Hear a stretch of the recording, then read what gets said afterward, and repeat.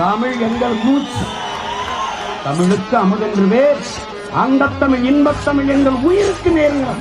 முதல்ல பயந்து என் சின்னத்தை எடுத்த இந்த கொடுமைகளை துரத்தி அடிக்கிறதுக்கு வாய்ப்பு, அரிய வாய்ப்பு, வரலாறு வந்திருக்கிற வாய்ப்பு.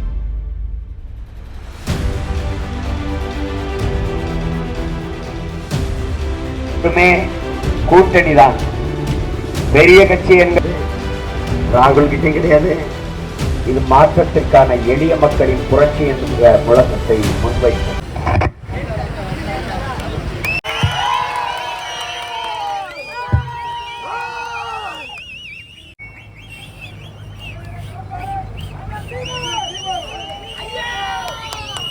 என் தாய் தமிழ் உறவுகள் அனைவருக்கும் அன்பும் வணக்கமும். இந்த நிலத்தில் மாண்புமிக்க ஜனநாயக அரசியலை மலரச் செய்வதற்கு பணம் இருப்பவர்கள் தான் அரசியல் செய்ய முடியும் என்ற நிலை இருந்தால், உண்மையிலேயே மண்ணையும் மக்களையும் நேசிக்கிற எளிய பிள்ளைகள் அதிகாரத்திற்கு வருவது, நல்லாட்சி தருவது, உண்மையும் நேர்மையுமாக உழைப்பதாக என்றில்லாது வெறும் பணத்திற்காக என்று மாற்றி அமைக்கப்பட்டிருக்கிறது. இதையெல்லாம் தகர்த்து புரட்சியாளர் பகத்சிங் அவர்கள் சொன்னது போல வெளிப்படையாகவே அநீதிகளால் கட்டமைக்கப்பட்ட சமூகத்தை தகர்த்து முற்றுமுழுதாக புதியது ஒரு சமூகம் படைப்பதுதான் புரட்சி என்கிறார். அப்படி முற்றுமுழுதாக புதிய ஒரு சமூகம் படைக்க வந்த புரட்சிகர அரசியல் போர்தான் உங்கள் பிள்ளைகள் இப்போது நடத்தி கொண்டிருக்கிறோம். எனவேதான் அமைப்பு மாற்றம், அடிப்படை மாற்றம், அரசியல் மாற்றம், இது மாற்றத்திற்கான எளிய மக்களின் புரட்சி என்கிற முழக்கத்தை முன்வைத்தோம். எவ்வளவோ இடையூறுகள், அடக்குமுறைகள், ஒடுக்குமுறைகள், அழுத்தங்கள், அச்சுறுத்தல்கள் வந்த போதும் அஞ்சாது மாவீரன் பிரபாகரனின் பிள்ளைகள் நாங்கள் என்பதை நிலத்திலே நிரூபிப்பதற்காக களத்திலே நின்று கொண்டிருக்கிறோம். எங்கள் சின்னத்தை அவர்கள் எடுத்து முடக்கிய போதும் எங்கள் எண்ணத்தை நீங்கள் எதுவும் செய்ய முடியாது என்று அவர்கள் கொடுத்த சின்னத்தை எடுத்துக்கொண்டு களத்திலே வந்து நிற்கிறோம். இங்கே வேட்பாளராக நிறுத்தி இருக்கிற பெருந்தகை மருத்துவர் ஐயா கைலைராஜன் அவர்கள், என்னோடு நிற்பவர்கள் எல்லாம் எனக்கு இணையாவர்கள், என்னிலும் இளையவர். ஆனால் ஐயா கைலைராஜன் அவர்கள் மருத்துவர், அவர் மனைவியும் மருத்துவர், அவர் மகனும் மருத்துவர். அழகாக மக்களுக்கு மருத்துவம் பார்த்து கொண்டு வீட்டிலே நிம்மதியாக இருக்கலாம். ஆனால் எல்லாத்தையும் விட்டுவிட்டு நீண்ட நாட்கள் தேக நலனுக்கு மருத்துவம் செய்தாகிவிட்டது, இனி இருக்கிற காலங்களை தேச நலனுக்காக மருத்துவம் செய்வோம் என்கிற உயர்ந்த நோக்கத்தோடு எங்களோடு இணைந்து இந்த வெயிலிலே அவர் வெம்பாடு விடுகிறார் என்றால், இந்த மண்ணின் மீதும் மக்களின் மீதும் வைத்திருக்கிற பற்றை நீங்கள் புரிந்து கொள்ள முடியும். எல்லோரும் அரும்பாடாற்றுகிறோம். எங்களிடத்திலே உயர்ந்த நோக்கம் இருக்கிறது, அதை நிறைவேற்ற உழைப்பை தவிர வேற எதுவும் இல்லை. நாங்களே பேசித்தான் ஆக வேண்டும். என்னை பார்க்கிறவர்கள்லாம் காலையிலிருந்து வெயிலில் இப்படியே அலைந்து அலைந்து பேசி திரிகிறியே, இன்னும் எவ்வளவு நாளைக்கு பேசுறது, உடம்பை பார்த்துக் கொள்ள வேண்டாமா என்று. மற்றவர்களுக்கு பேசுகிறதுக்கு தொலைக்காட்சி இருக்கிறது, எங்களுக்கு நாங்களே தான் பேசியாக வேண்டும். ஏனென்றால் இது எளிய மக்கள் முன்னெடுக்கிற மாற்றத்திற்கான புரட்சி. இவ்வளவு தடை, அடக்குமுறை, இடையூறு எல்லாவற்றையும் தாண்டி நாங்கள் நிற்பது எங்கள் மக்களை நம்பி. எவ்வளவு இடையூறுகள் வந்தாலும் யாரும் நெருங்க முடியாத கோட்டையாக நின்று மானத்தமிழ் மறவர்கள், என் இன சொந்தங்கள் எங்கள் கோட்டையாக நின்று காப்பார்கள் என்கிற அசைக்க முடியாத நம்பிக்கையில் யார் யாருக்கோ ஓட்டு போட்டு ஏமாந்து போன என் இன சொந்தங்கள் சொந்த பிள்ளைகளுக்கு நம்பிக்கையோடு வாக்கு தருவார்கள் என்ற உறுதியில் தான் இந்த களத்திலே உங்கள் பிள்ளைகள் வந்து நிற்கிறோம். இங்கே தேர்தலில் நிற்கிற கட்சிகளை நீங்கள் கவனத்தில் எடுத்து பாருங்கள், எங்களையும் கவனிங்கள். எல்லோருமே கூட்டணி தான். பெரிய கட்சி என்கிறார்கள் திமுக, பெரிய கட்சி என்கிறார்கள் அதிமுக, நாட்டையே ஆண்டு விட்டோம் என்கிறார்கள் பாரதிய ஜனதா. ஆனால் தனிச்சு நிற்க பயப்படுவதே. நீங்கள் செய்த ஆட்சியில் செய்த சாதனைகளை சொல்லி வாக்கு கேட்கலாமே. 10 ஆண்டு காலம் ஐயா மோடி அவர்கள் செய்த ஆட்சியின் சாதனை காங்கிரஸ் அதற்கு முன்பு 10 ஆண்டு காலம் செய்த ஆட்சியின் சாதனை. ஐயா மன்மோகன் சிங் ஆட்சியிலே நாங்கள் இதெல்லாம் செய்திருக்கிறோம், தமிழ்நாட்டிற்கு இவ்வளவு பண்ணியிருக்கிறோம் என்று காவிரியில் ஒரு சொட்டு தண்ணி வாங்கி தர துப்பற்ற வக்கற்ற உங்களுக்கு எதுக்கடா மான தமிழ் மக்களின் ஓட்டு என்று கேட்கிற துணிவும் தெளிவும் தகுதியும் நேர்மையும் எனக்கு இருக்கிறது. இதுல போட்டியிடுகிற ஒரு கட்சிக்கு இருக்குதா? ஒரே ஒரு கட்சிக்கு. தரம் மறுக்கிற காங்கிரசுக்கு ஒரு சொட்டு தண்ணி தர மாட்டேன் என்கிறாய். உன்னோடு தேர்தலில் கூட்டும் கிடையாது, ஒரு சீட்டும் கிடையாது என்று சொல்வதற்கு ஆண்மையும் துணிவும் வீரமும் இருக்குதா? ஐயா ஸ்டாலினுக்கு இருக்குதா? தமிழனுக்கு தண்ணி தராத கட்சிக்கு நீ ஏன் சீட்டு கொடுத்த? சீட்டை கொடுத்துட்டு எப்படி தமிழன் தெருவில் வந்து தண்ணி நீ ஓட்டு கட்டுக்கிட்டு நிற்கிறீங்க? எப்படி கேட்குறீங்க? அப்ப நாங்க மானங்கட்டவர்கள் நினைச்சுட்டானே. காலங்காலமா எல்லாத்தையும் மறந்துட்டு ஓட்டு போட்டதுனால 10 சீட்டு. எப்படி இந்த வாட்டி வச்சு அவங்களை தோக்கடிச்சு திறத்துறதுல இனிமேல் தமிழர் நிலத்தில் தமிழர் உணர்வுக்கு அவனுடைய உரிமைக்கு எதிராக நின்றால் ஒரு ஓட்டு போட மாட்டார்கள் என்று இந்த காங்கிரஸ் பாரதிய ஜனதாவிற்கு நிரூபிக்கணும். அவனோட சேர்ந்து நின்றால் நம்மளை ஆறவே நம்மளையும் சேர்த்து தோக்கடிப்பார்கள் என்கிற பயம் திமுக அதிமுக இவர்களுக்கு வர வேண்டும். பாரதிய ஜனதா அந்த கட்சியோட எவன் சேர்ந்தாலும் கட்டுத்தொகை டெபாசிட் வாங்குவது கடினம் என்பதை இந்த தேர்தலில் நாம் நிரூபிக்க வேண்டும். மோடி ஊராக வந்து பேசி இல்ல, தெரு தெருவாக பேசி இல்ல, வீடு வீடாக கையேந்தினாலும் ஒரு ஓட்டு கிடையாது என்பதை நாம் நிரூபிக்க வேண்டும். மான தமிழ் மக்களே, இவர்களை நினைத்து பாருங்கள், இவர்கள் போடுகிற நாடகத்தை பாருங்கள். கச்சத்தீவை மீட்டு எடுக்கிறதுக்கு 10 வருஷம் கோமால படுத்திருந்துட்டு 10 நாள்ல வாக்குப்பதிவிற்கு வர்றாரு. என்ன கொடுமை பாருங்க. அதை அண்ணாமலை ஆட்சியில போட்டு எடுத்து கொடுத்தாராம். இப்பதான் கச்சத்தீவு நம்மகிட்ட இல்லைன்னே எங்களுக்கு தெரியும். கச்சத்தீவு நமக்குன்னு இருந்த கடல் எல்லை தூரம், அவனுக்கு இருந்த கடல் எல்லை அவனுக்கு அதிகம்னு 13 வருஷமா பேசிட்டு வரேன். நான் நெய்தல் படை அமைப்பேன், அதில் மீனவர்களையே ராணுவ வீரர்கள் போல கட்டமைப்பேன். நீ பெட்ரோல் கொண்டு போறியோ இல்லையோ, சாப்பாடு கொண்டு போறியோ இல்லையோ, கையெறி கொண்டு கையில கொடுப்பேன். தொட்டான்னா தூக்குடா, இன்டர்நேஷனல் இஷ்யூ ஆகுடா, மீதியை நான் பார்த்துக்கிறேன்னு சொன்ன பிறகு மக்களிடத்தில் எனக்கு பெறுகிற ஆதரவை பார்த்து பயந்து, முதல்ல பயந்து என் சின்னத்தை எடுத்த. இப்ப எண்ணத்தை பார்த்து பயப்படுற. ஒருவேளை சீமான் ஜெயிச்சுட்டானா என்ன பண்றதுன்னு எதையுமே பண்ண முடியாது. நான் ஜெயிச்சிருவேன், நீ எதையுமே பண்ண முடியாது. கச்சத்தீவை மீட்க போறாராம். 6 மாசத்துக்கு முன்னாடி ஹோம் மினிஸ்டருக்கு அமித்ஷாவுக்கு நான் எழுதின கடிதம் இருக்கு, நாளைக்கு பத்திரிகையாட்ட காட்டப்படுறேன். 6 மாசத்துக்கு முன்னாடியே நான் எழுதிட்டேன், கச்சத்தீவை நீங்க மீட்டு தாருங்கள்னு ஒரு வேண்டுகோள் விண்ணப்பம் வச்சு எழுதிட்டேன். அப்போ உங்களுக்கு தெரியலையா அது அது கச்சத்தீவு, ஐயோ கச்சத்தீவை மீட்கணும்னு. தேர்தல் வரும்போதுதான் ஆட்சியை எடுத்துருவார் அண்ணாமலை. இவள் நாள் எங்கே போனார் அந்த அண்ணாமலை? எங்கே போனார்?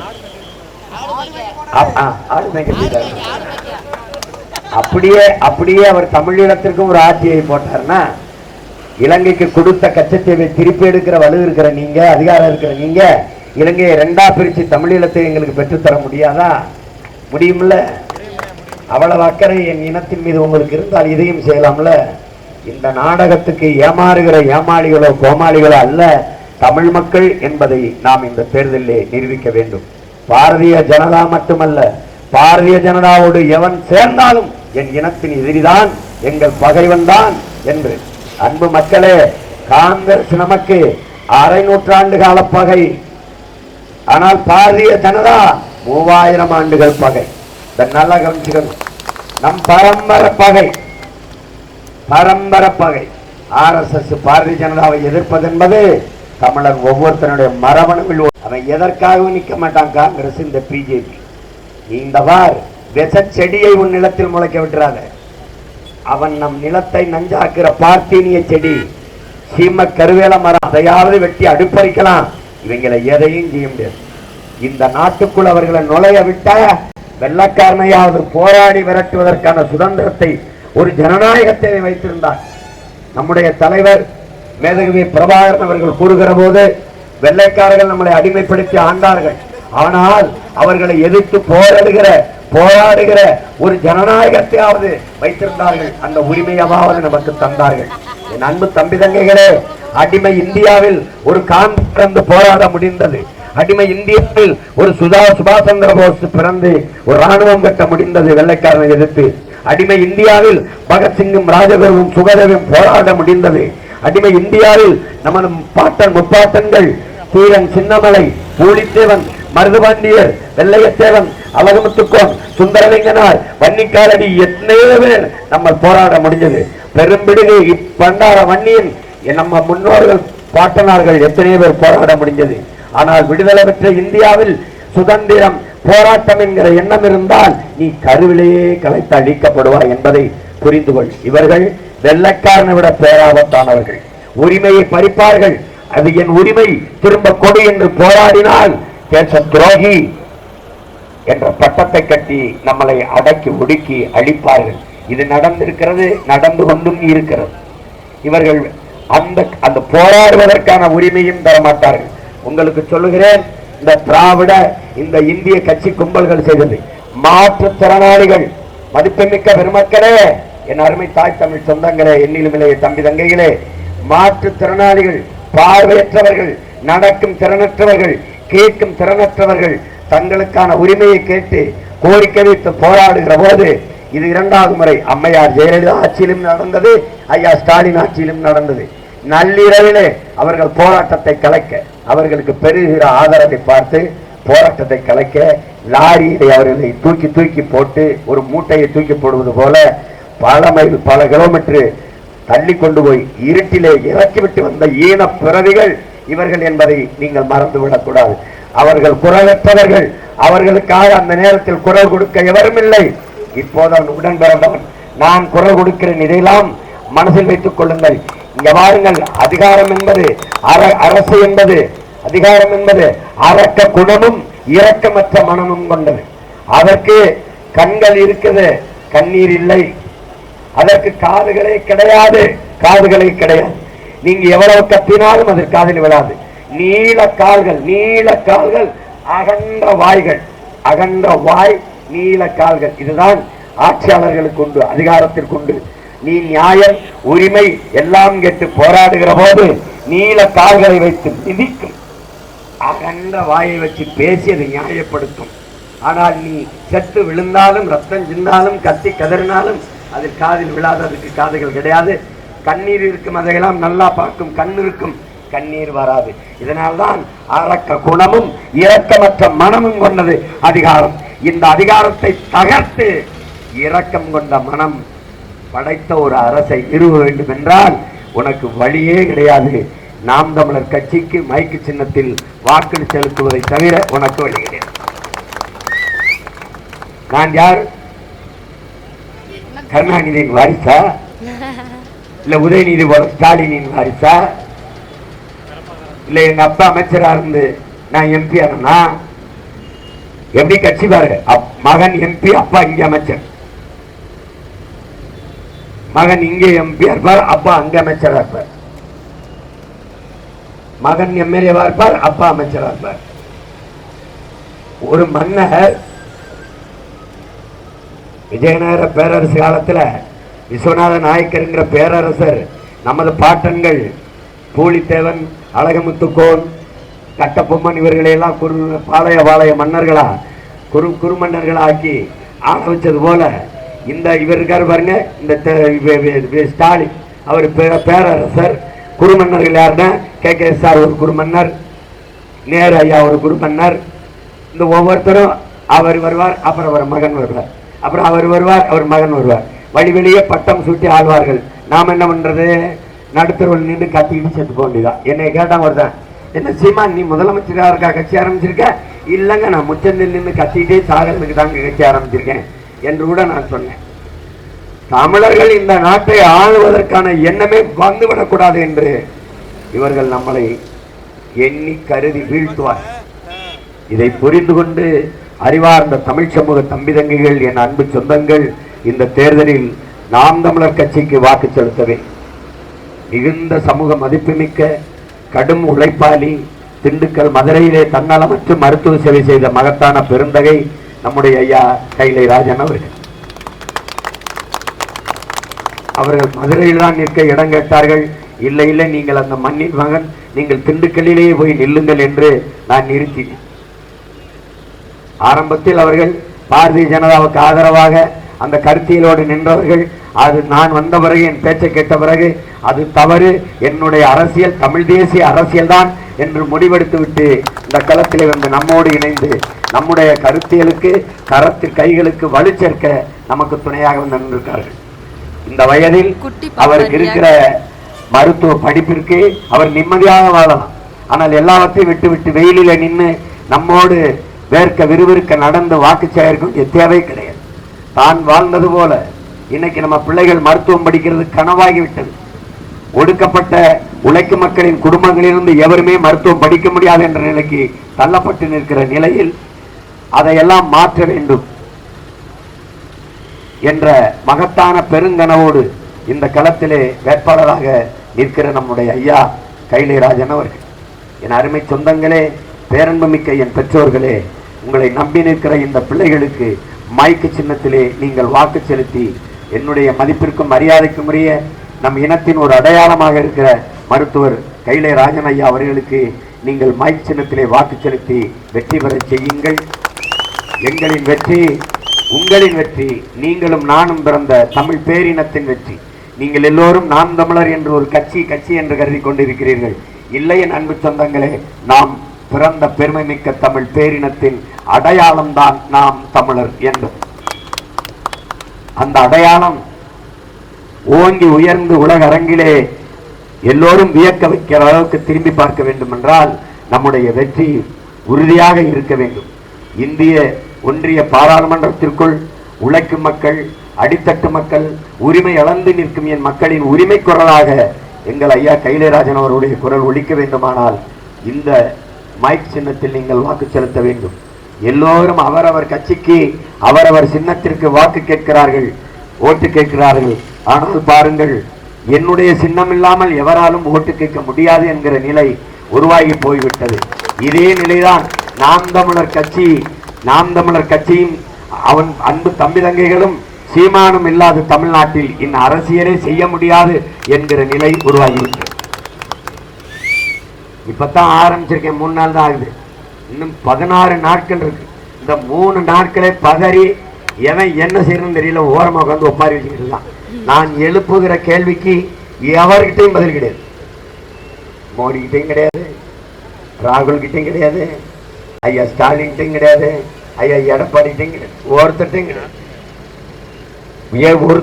ஏதாவது பேசினா தானே, பேசுறதுக்கு எதுவும் இல்லை. உதயநிதி வந்து ஒரு கல்லை காட்ட வேண்டியது, இவர் ஒரு படத்தை காட்ட வேண்டியது, அவர் ஒரு படத்தை காட்ட வேண்டியது. என் தம்பி மதுரை முத்து காமெடி அதிகமாக கேட்டுவிட்டு தம்பி உதயநிதி ஸ்டாலின் அவனை மாதிரியே ப்ராப்பர்ட்டி காமெடி பண்ணிட்டு இருக்காப்புல. அது நான் அப்பவே சொன்னேன், தம்பி இந்த ஆட்டம் ரொம்ப உனக்கு நல்லா வரல, ஓரமாக போய் உட்காரு, பெரியவங்க விளையாண்டுட்டு இருக்கான். அந்த தம்பி சிவகார்த்திகை நடிச்சப்பட வருத்தப்பட ஆலய சங்கத்தில் அவங்க சீரியஸாக தான் சண்டை ஓட்டிகிட்டு இருப்பாங்க. வர்றவராள் ஓரம் போய் விளையாடுங்கப்பான்னு, அது மாதிரி ஓரமாக போய் விளையாடுப்பான்னு நம்ம சொல்ல வேண்டியது. அவங்க பேச அரசியல் இல்லை. நாங்கள் வந்து அதை செஞ்சிருவோம் இதை செஞ்சிருவோம் சொல்ல முடியல. ஏன்னா வந்தபோது நீங்க ஏன் செய்யலைன்னு கேட்டா பதில் இல்லை. அதனால ஒருவர் குறை சொல்லிக் கொண்டு நீட்டு தேர்வை நீங்கள் தானே கொண்டு வந்தீர்கள், நீங்கள் நீக்குவேன் என்பீர்களே அப்படிங்கிறது. நீட்டை நீக்குவதற்கான தந்திரத்தை நாங்கள் வச்சிருக்கோம், அதுக்கு ஒரு டெக்னிக் வச்சிருக்கோம்.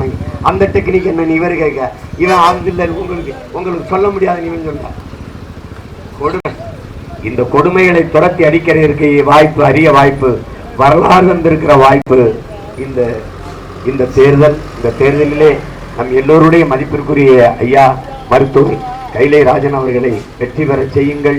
அவரின் வெற்றி நம் இனத்தின் பெருமைமிகு வெற்றி என்பதை புரிந்து கொண்டு வாக்கு செலுத்துங்கள். புரட்சி எப்போதும் வெல்லும். நாளை மலரும் உங்கள் பிள்ளைகளின் ஆட்சி அதை சொல்லும். எங்களின் இலக்கு ஒன்றுதான், இனத்தின் விடுதலை. இனம் ஒன்றாவோம், இலக்கை வென்றாவோம். தமிழ் தாய் வாழ்க, தலைவர் பிரபாகரன் வாழ்க, நாம் தமிழர்.